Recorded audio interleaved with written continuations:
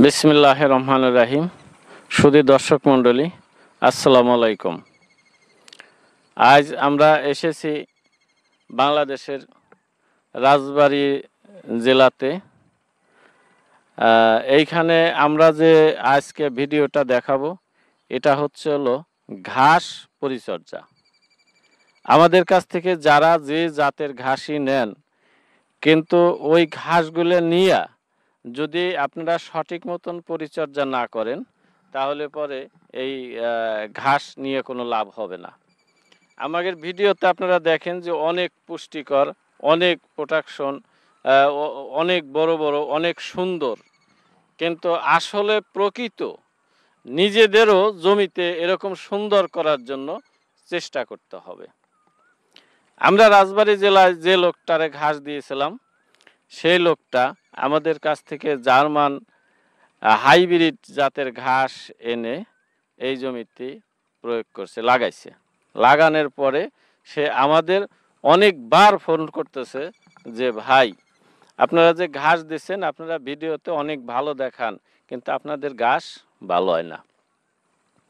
তাই বারবার উনি বলার পর আমরা বললাম যে চলেন জমিতে যাই, দেখে আসি।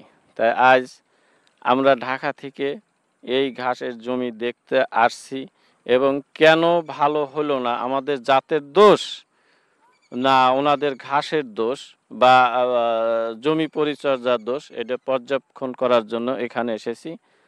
তাই শুধু দর্শক মণ্ডলী, আমরা এই জমিতে এসে দেখি যে উনি ঘাস ঠিকই লাগাইছে, ঘাস ঠিকই রোপণ করছে, কিন্তু ঘাসের ভিতরে এক চুল সারও দেয় নেই, আবার এই ভিতরে যে পানি দেওয়া লাগে পানিও দেয় নাই, এবং এই জমিতে যে আগাছা রয়েছে এর ভিতরে জিন্দিগিতেও আমাদের ভিডিওর মতন ঘাস হবে না যদি এরকম রাখে।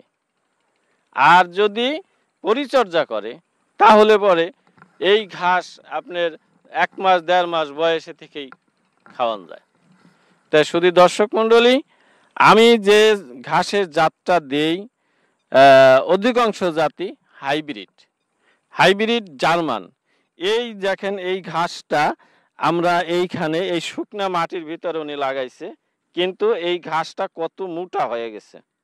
এই ঘাসটাই যদি উনি সার দিত এবং এই যে আগাছাগুলো, এই আগাছাগুলো যদি পরিষ্কার করে দিত, তাহলে এই ঘাসটা এতদিন বড় হয়ে যেত।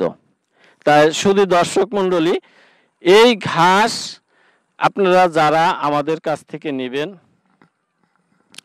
শুধু আমাদেরকে দোষ দিবেন না, আর ভিডিও দেখে ঘাস নেবেন ঠিকই, কিন্তু ওই রকম করার জন্য ওই ভিডিও যে ঘাসগুলো আমরা দেখাই, ওই রকম করার জন্য জমিতেও আপনারা পরিচর্যা করবেন। শুধু দর্শক মণ্ডলী, একটা কথা না বললেই নয়, আমরা যে ভিডিওগুলো দেই বা যে ঘাসগুলো দেই, সমস্ত ভিডিওগুলো আমাদের বায়োগ্যাসের উদ্যোগে আপনারা এই ঘাসগুলো নেবেন এবং কম রেটে পাবেন।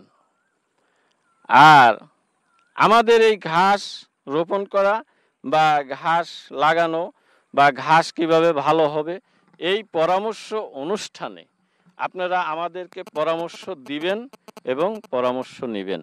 আমার পরামর্শ অনুষ্ঠান আপনারা দেখবেন এবং পরামর্শ দিবেন। তাই শুধু দর্শক মণ্ডলী, এই ঘাস রোপণ করার কিভাবে পদ্ধতি একটু সংক্ষিপ্ত দেখানো হলো। আপনারা আগাছাগুলো রাখবেন না, জমিতে নিয়মিত পানি দিবেন, নিয়মিত সার দিবেন। আমাদের খামাহা ওই ঘাসের চারার দোষ দিবেন না, নিজেরাও এগুলো পরিচর্যা করবেন। তা এই সুবাদে আমি আজকে আর এই সংক্ষিপ্ত ভিডিও শেষ করছি। বাংলাদেশ, রাজবাড়ী, আব্দুল আহাদ।